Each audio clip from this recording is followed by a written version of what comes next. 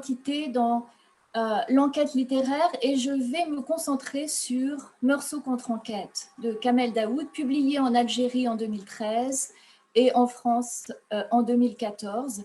Brillante trace de la diffraction de l'héritage camusien. J'ai choisi ce sous-titre, Question de démêler, car il s'agit pour Haroun, le narrateur du roman de Daoud, d'éclaircir une affaire compliquée, en fait l'un des grands mystères de la littérature de langue française, si tant est que l'on puisse le faire.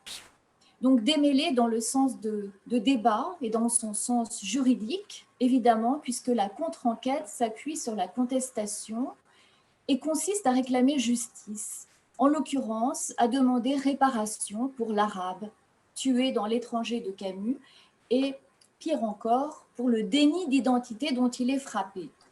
Il s'agit donc de l'une des grandes énigmes de la littérature, en tout cas de langue française. Toute lecture, toute écriture, a fortiori toute réécriture s'élabore sous le signe de la hantise. Le motif de la spectralité étant amplement exploité dans le texte de Daoud, comme nous le verrons plus tard. Cette conscience critique d'un héritage qui participe d'une démarche phénoménologique, d'entrelacement de destinées individuelles et collectives, nationales et transnationales, présentes et passées, a trouvé un écho dans de belles fictions identitaires.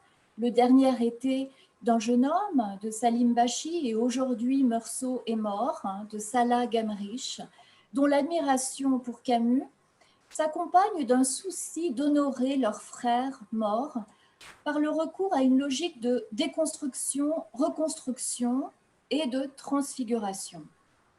Donc, reconstruction de l'identité qui passe par la transfiguration. C'est dans ce contexte d'une revendication identitaire post-coloniale, intertextuelle et interculturelle qu'il convient donc d'aborder Meursault contre enquête, entreprise de réhabilitation qui passe par la réécriture, laquelle passe par la nomination.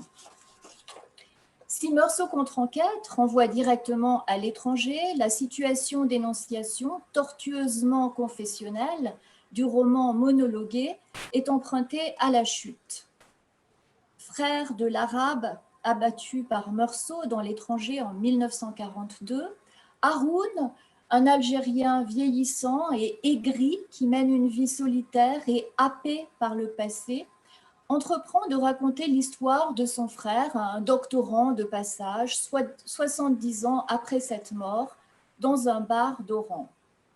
Ce contraste, ce déséquilibre entre Meursault si célèbre et la victime, l'Arabe anonyme, mort sans sépulture, mort, comme il nous le dit, dans l'insignifiance, tel un vulgaire figurant.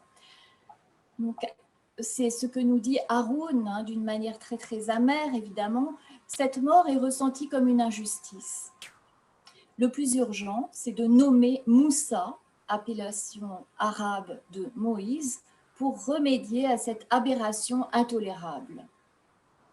C'est ce que nous dit Haroun, il y avait tout, sauf l'essentiel, le nom de Moussa, nulle part. Tandis que le mot arabe, relégué à sa fonction métonymique, survient pas moins de 25 fois.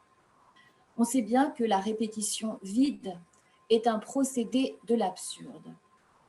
Le but de la contre-enquête est la restitution, celle de l'identité occultée du disparu, ainsi que celle de Haroun, donc ce narrateur qui doit se forger une identité contre, une identité qui est en fait une étrangeté à soi-même dans son pays natal. Étranger, Haroun devient ainsi le double de l'autre, l'autre étant l'étranger de Camus. Identité qu'il revendique en fait, cette identité de l'autre, comme il revendique d'ailleurs l'absurde. Un drôle de jeu de miroir se met en place qui nous éclaire sur cette crise identitaire. Cette contre-enquête consiste en une réécriture afin de combler les blancs de l'écriture blanche de l'étranger de Camus. Peut-être conviendrait-il de jouer sur la métaphore du blanc de l'Algérie pour reprendre le titre d'un texte d'Assia Djebar publié en 1995 en hommage à ces chers disparus. Donc tous ces intellectuels morts, pour la plupart assassinés pendant la décennie noire de la terreur islamiste, sauf Camus, bien sûr, qui y figure. Les textes de Daoud et de Djebar sont des chants de deuil ou des récits de fantômes qui relèvent de la tragédie. La métaphore, là encore, est étendue, effilée durant tout le texte. Le blanc, c'est le blanc irréel de l'effacement, le blanc métonymie et hypostase du deuil dans Alger la Blanche. La mort, la mère et la mère, il y a plus qu'une harmonie phonique entre les deux. Le soleil aveuglant, le silence, l'inachèvement, comme celui du deuil qui ne peut se faire, forment un écheveau métaphorique inextricable. La fortune de la contre-enquête est liée à un contexte tendu et tourmenté. Le texte de Daoud présente une énigme non résolue sur l'arrière-fond du drame colonial et de ses ramifications post-coloniales. La reconstitution mémorielle rouvre une plaie de l'histoire. Nous nous aventurons dans l'imaginaire, terme récurrent d'ailleurs, d'un narrateur enquêteur torturé par ses traumatismes et aiguillonné par ses fantasmes. Nous explorons ces autoreprésentations sans toutefois perdre de vue la dimension collective des enjeux identitaires dans le roman algérien. Bien que le roman mette en jeu une confrontation à l'autre colonial, il ne s'agit évidemment pas de réduire ce beau roman à une polémique post-coloniale. Cela a été fait. La contre-enquête prend son élan dans une ignorance douloureuse, dans un non-dit, un impensé qui affleure sous forme de traces. Le terme est un leitmotiv. Traces, indices, lambeaux, cicatrices qui configurent le dense réseau imaginal d'une mémoire mutilée et troublée, en même temps qu'il constitue cette identité qui restera à jamais déchirée. Il s'agit de désenfouir ce qui plombe l'existence, le paradoxe d'une absence encombrante, d'un vide trop plein. L'ouvrage de Laurent Demens, Un nouvel âge de l'enquête, montre que ce regain d'intérêt pour l'enquête, a fortiori la contre-enquête, est symptomatique d'une époque en proie à des questionnements identitaires lancinants, qui dans le texte de Daoud se nouent autour du deuil. Cet imaginaire du deuil est le creuset d'une identité complexe, si ce n'est impossible à démêler. Un deuil qui pèse comme une malédiction sur Haroun, qui passe son existence à débattre et à se débattre entre ces deux pôles identitaires que sont la malédiction et la contradiction. J'aurais d'ailleurs pu intituler ma communication entre la malédiction et la contradiction, l'imaginaire et ses enjeux identitaires dans Meursault contre-enquête. D'ailleurs, c'est l'interlocution qui permet ce va-et-vient, qui permet d'imaginer, de réimaginer l'identité. Il y a aussi un va-et-vient constant entre l'identité de Haroun et celle de Moussa, interchangeables dans leur inconsistance spectrale, dans l'entre-deux d'un remâchage mélancolique. Haroun est conscient que l'histoire de Moussa, c'est son histoire, une autre histoire d'arabe, dit-il. Dans Meursault contre-enquête, la prééminence du narrateur est trompeuse, qui annonce la disqualification de la posture empêtrée dans un ressassement, proféré par une voix incapable de s'inscrire en sujet autonome et souverain, la voix d'une identité vampirisée ou parasitée. Concept psychanalytique qui dit la persistance du traumatisme, le fantôme a fait l'objet de moult théorisations, dont l'ouvrage de Nicolas Abraham et Maria Torok, L'écorce et le noyau. Pour Abraham, le fantôme est bien l'invention des vivants, le résultat de la lacune qu'a créée en nous l'occultation d'une partie de la vie d'un objet aimé.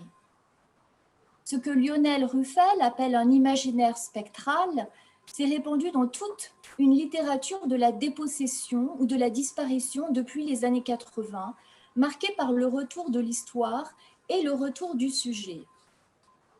L'altérité spectrale du narrateur doit se comprendre en regard du régime ou du syndrome de la disparition, qui agit comme une contamination, ou plutôt comme une malédiction, motif obsessionnel. Être arabe signale une généricité spectrale. Le référent, frappé d'anonymat pendant des décennies, a tout loisir de se spectraliser. L'identité individuelle est toujours prise dans des questions de filiation. Haroun se dit le produit d'une piètre généalogie, issu d'un père qui s'est volatilisé sans laisser de traces. Tout contribue à l'intériorisation d'une image de soi comme être dépossédé dans un pays ravagé. Véritablement maudit, Haroun apparaît comme la victime d'une évanescence identitaire, compliquée par l'altérité tératologique de la mère. Si la mère est, je cite, encore vivante, c'est son deuil, qualifié d'éternel, qui paradoxalement la maintient en vie. Mais une vie spectrale et sépulcrale, une mère morte vivante, une mère monstrueuse, nous dit-on, et incestueuse, qui contamine Haroun de sa propre déshérence. Să știi că nu reușesc să cuplez sonorul. Au passage, il faut souligner le symbole prégnant du labyrinthe, lieu d'une violence archaïque, d'une expérience tragique de l'espace qui fait partie intégrante de la constitution de l'identité. La structure labyrinthique de la confession de Haroun, dont on perd le fil, en dit long sur cette quête identitaire impossible. Deuil interminable parce que la mort de Moussa dure depuis 70 ans sans interruption, mais aussi parce que la dignité de cette famille a été bafouée.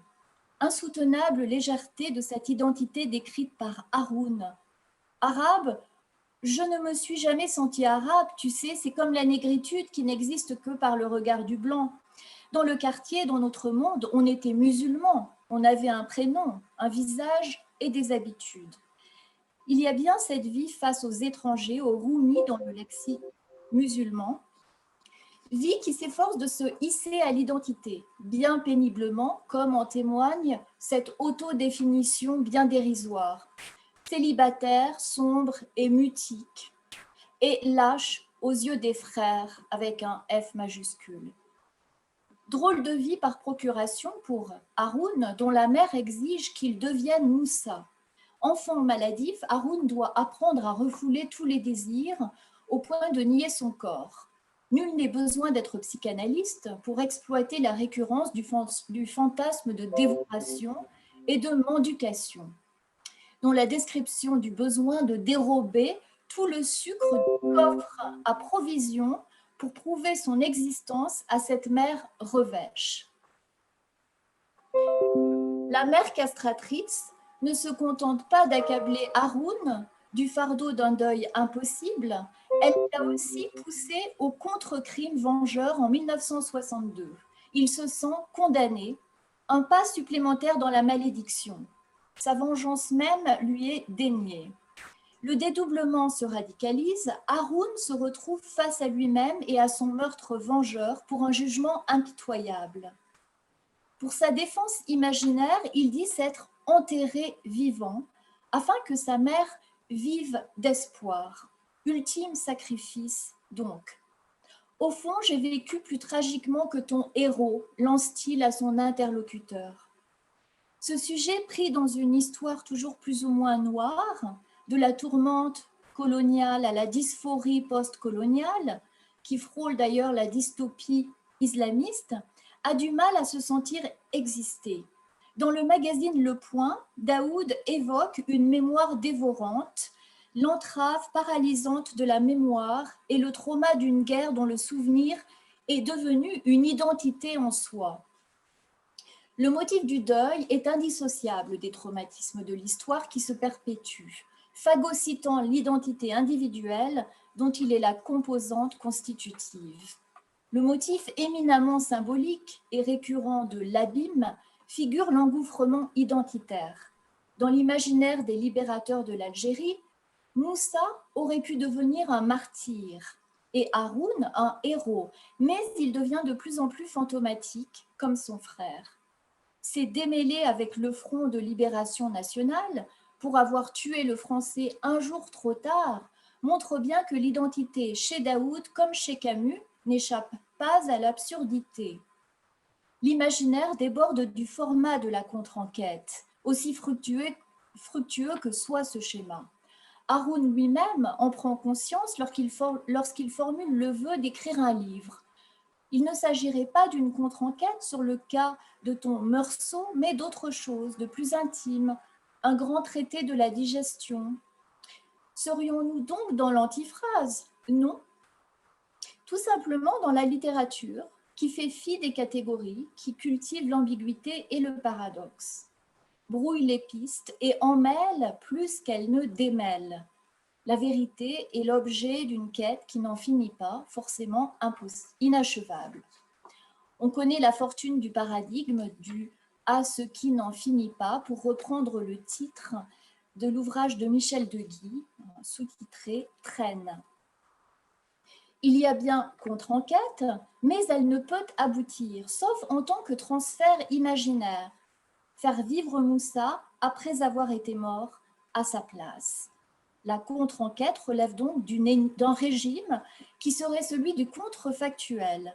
Cela a mené à une sorte de livre étrange, nous dit Haroun, que j'aurais peut-être dû écrire d'ailleurs si j'avais eu le don de ton héros.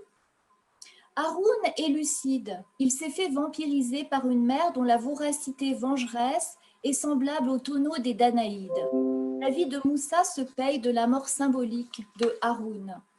Il construit cette cosmogonie fabuleuse dans laquelle il s'abîme dans tous les sens du terme. Il s'abîme dans sa douleur, dans son deuil, dans la reconstruction imaginaire, mais aussi de manière plus dramatique et tragique, même si les Français eux-mêmes sont devenus des spectres dans cette Algérie à jamais emprisonnée dans son passé et dont les indigènes étaient réduits à n'être que des fantômes. Dans son article « Manuel à l'usage des revenants », publié dans Le Point en août dernier, Daoud montre que tout Français est d'emblée perçu comme un vétéran, car la France est cet imago mundi indépassable. Démêler le fil sémantique du terme « démêler » est loin d'être une entreprise aisée. Il évoque une contestation qui devrait donner lieu à des éclaircissements, ainsi qu'une source de débat. Dans ce genre de démarche archéologique, les catégories sont emmêlées, fiction et autobiographie, mémoire personnelle et collective, comme on l'a vu, et le retour passe par le détour identitaire. L'étranger est ce principe dynamique, heuristique, qui ouvre l'identité à l'altérité, qui garantit la différence. Tout un imaginaire inter- et transrelationnel, dont la filiation et l'intertextualité, qui fait rimer identité et ubiquité, informe le roman, dont on peut dégager une éthique de la relation. Traquer les enjeux identitaires du roman de Daoud nous amène à réaffirmer le pouvoir relationnel, empathique et éthique de la littérature. La construction identitaire transite par la lecture.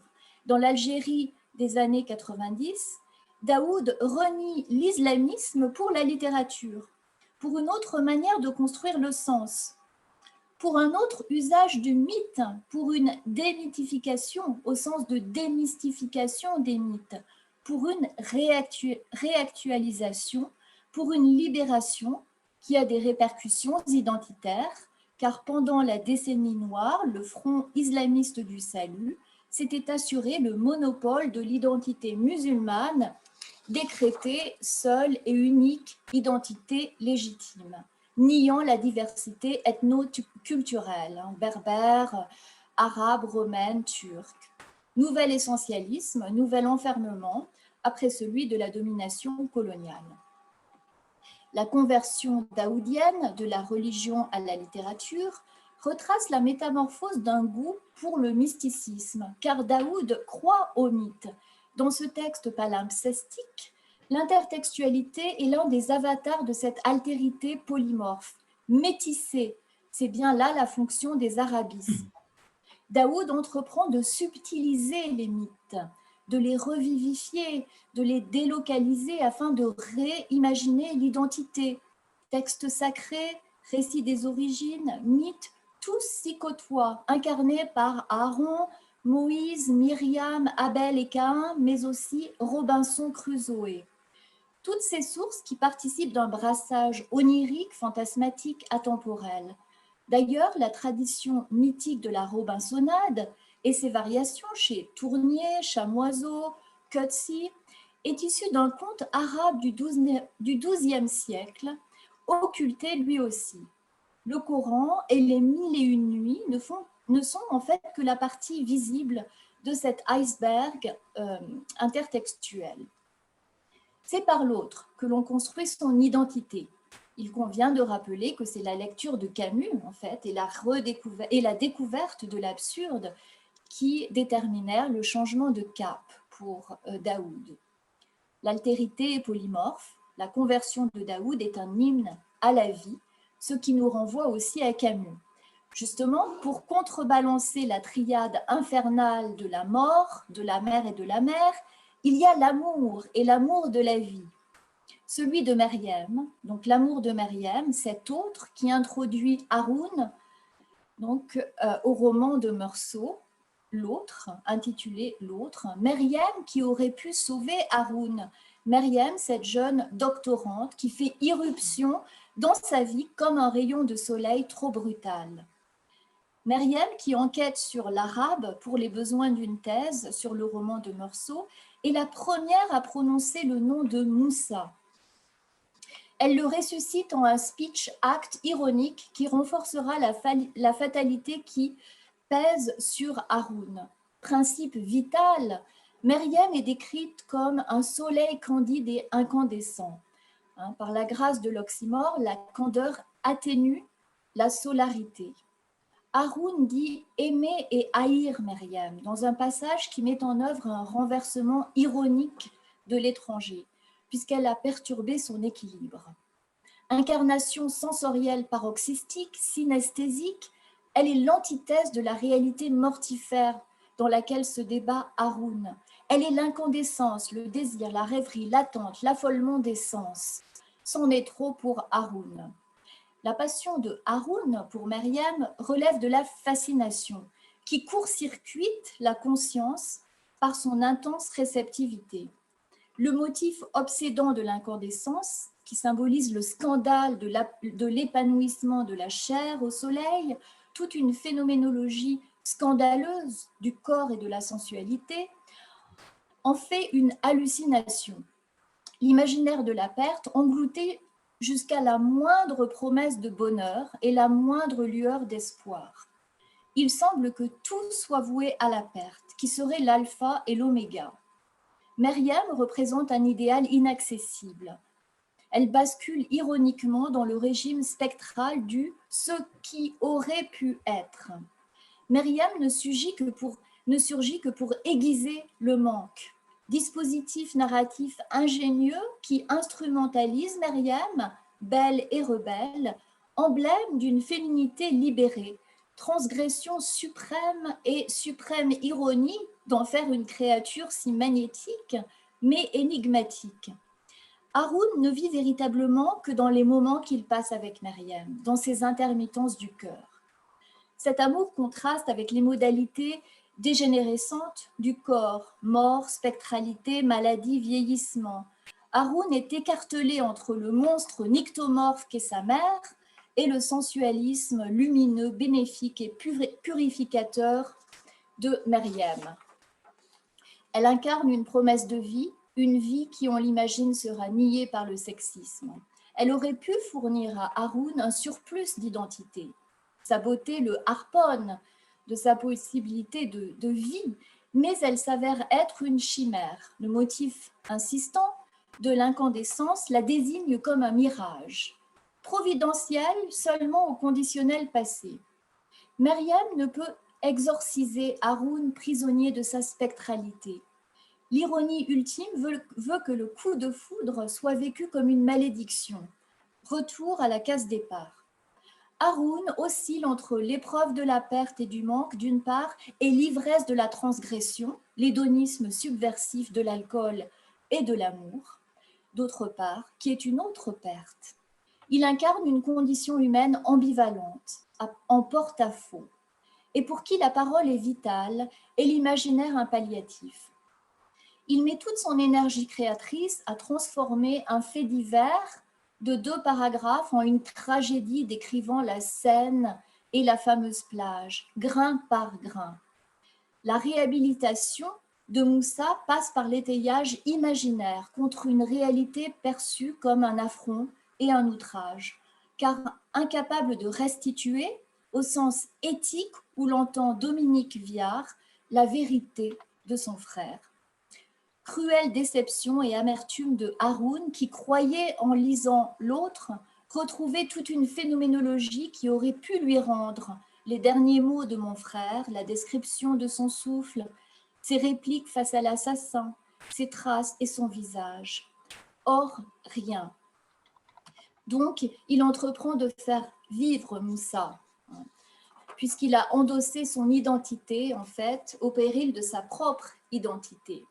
Il parvient à produire ce qu'il appelle un cosmos, c'est-à-dire la reconstitution imaginaire du crime, la couleur du ciel, les circonstances, une sorte de 1001 nuits du mensonge et de l'infamie, le livre imaginaire auquel la mer se raccroche comme à une planche de salut, un livre fantôme et une identité fantôme. Donc, un livre fantôme et une identité fantôme qui s'engendrent mutuellement. Issu d'un temps légendaire, le grand hypotexte oriental des 1001 nuits métaphorise le récit de la mer et celui de Haroun. Il véhicule un message d'espoir puisque l'imaginaire y figure comme protection contre la fatalité. Glissement de la parole, polyphonie, affabulation et ellipse, autant de stratégies qui permettent à la contre-enquête de réaliser pleinement sa vocation. En effet, paradoxalement, il lui faut être fidèle à une éthique de l'opacité. C'est Laurent Demans qui souligne cette exigence d'opacité dans les récits d'enquête ou en l'occurrence de contre-enquête. Il est important que les zones obscures de l'identité ne soient pas clarifiées. Ce que Demans identifie dans Meursault contre enquête comme une esthétique de la solarité nous ramène bien sûr à Camus, à l'univers imaginaire camusien, surtout celui de la peste, bien que le traitement en soit différent. Haroun fait le choix de l'opacité textuelle contre la solarité impérieuse des protocoles métaphysiques qu'il rejette autant que les dictats disciplinaires de l'Algérie contemporaine, qu'il lui importe de déjouer. Créature de l'ombre, Haroun y maintient son allégeance, bien qu'il ait été foudroyé par la beauté de Meriem. La solarité et l'opacité ne sont pas incompatibles. L'identité donc surgit dans tout son paradoxe. Plus on la cherche, plus on prend conscience de son caractère labile, comme la mémoire. Plus on se perd dans un labyrinthe, encore un symbole. L'œuvre est une galerie de glace, en ce que Haroun est pris entre 2 reflets, Moussa et Meursault. Le jeu de rôle est un jeu de fantômes avec sa logique de substitution selon laquelle Haroun a remplacé son grand frère Moussa, qui lui-même avait remplacé le père. Haroun en vient à parler de ma résurrection. Les rôles ne sont pas des pôles opposés. Haroun en viendra à prendre conscience que lui et Meursault sont les compagnons d'une même cellule dans un huis clos où les corps ne sont que costumes. Dans l'image de cette incarcération se profile une poignante absurdité. Vertigineux jeu de miroir identitaire puisque Haroun en viendra à s'identifier à ce Meursault pour qui il a une telle aversion. Ironie de toutes les ironies. On l'a vu, la logorée taraudée par la douleur renvoie aussi au soliloque de Jean-Baptiste Clamence dans La Chute de Camus. Dans les 2 cas, nous avons un speech act, acte de langage, une cure psychanalytique. Nous avons affaire à une identité paradoxale et à l'ouverture du cadre énonciatif à l'altérité, bien que l'assise identitaire soit bien différente. Le monologue sarcastique est risqué puisque l'autodestruction guette celui qui s'y livre. Haroun, s'est engagé dans cette confession interminable pour combler le blanc de toute référence stable, mais il court le risque de s'y abîmer. Ce ressassement constitue la matérialisation imaginaire d'une identité erratique et problématique. Les lacunes et l'inachèvement nous rappellent que l'indétermination est toujours un choix éthique. C'est là aussi que réside la vérité, qui ne peut être que fictionnelle, effilochée et relative. La contre-enquête soulève plus de questions qu'elle n'en résout. L'énigme demeure, dont Myriam serait en quelque sorte l'emblème. Bonne fée émancipatrice, rivale de la mère, sorcière castratrice, Myriam aurait pu combler le vide. Réincarnation de la passante baudelairienne, Myriam aussi figure l'autre dans cette société où la femme doit nier sa féminité. Avec Myriam, peut-être aurait-il pu se délivrer. L'intensité de son incandescence laisse entrevoir une identité tangible, positive, une vraie révolte. Mais on connaît le sort qui est réservé à la femme libérée.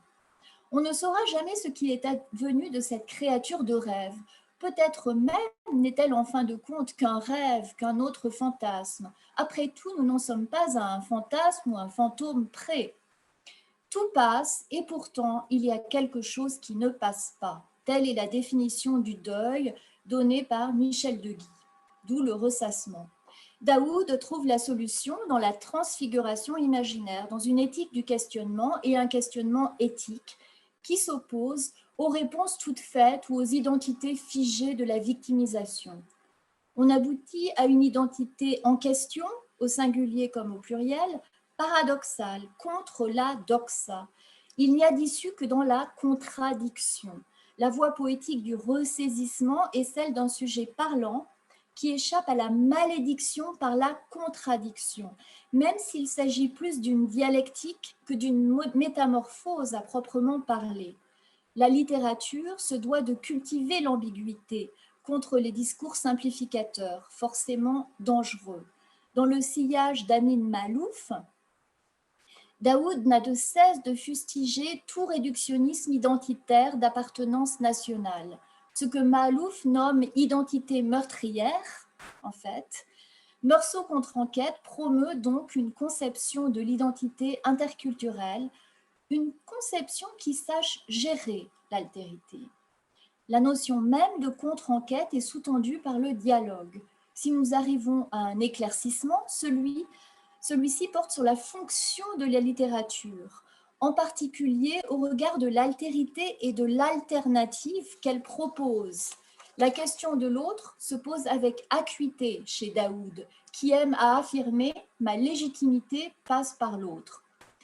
Il s'engage dans une entreprise de démystification de tout ethnocentrisme, de libération de l'imaginaire, qui a été annexé par les intégristes, galvaudés, récupérés à des fins meurtrières. Daoud aussi, c'est Sisyphe tout entier, attaché à son rocher. Je reprendrai ici la définition de l'écriture romanesque selon Jean-Jacques Vunen-Burger. L'activité exemplaire par laquelle le mythe est arraché à sa sacralité originelle, pour se métamorphoser en œuvre ouverte. La création romanesque, en particulier, se fait à mesure que le mythe de référence se défait. Jean-Jacques Vunen-Burger analyse cette appropriation ainsi. Toute création est d'abord écart, distorsion des formes préexistantes. Toute écriture est réécriture, avant d'ajouter que la création contredit le mythe, ce qui lui confère une valeur de profanation. Ce qui correspond d'ailleurs tout à fait à la démarche de Daoud, soucieux de préserver et de promouvoir l'imaginaire contre tout pervertissement. Elle revendique sa profanation, en fait, qui est celle du créateur libre et authentique, qui s'érige, qui s'insurge contre une profanation néfaste et toxique, mortifère et sectaire. L'imaginaire tourne à plein régime. Cette contre-enquête nous donne moins à lire une suite à l'étranger de Camus que son invisible et son indicible. Comment, en effet, dire le deuil ?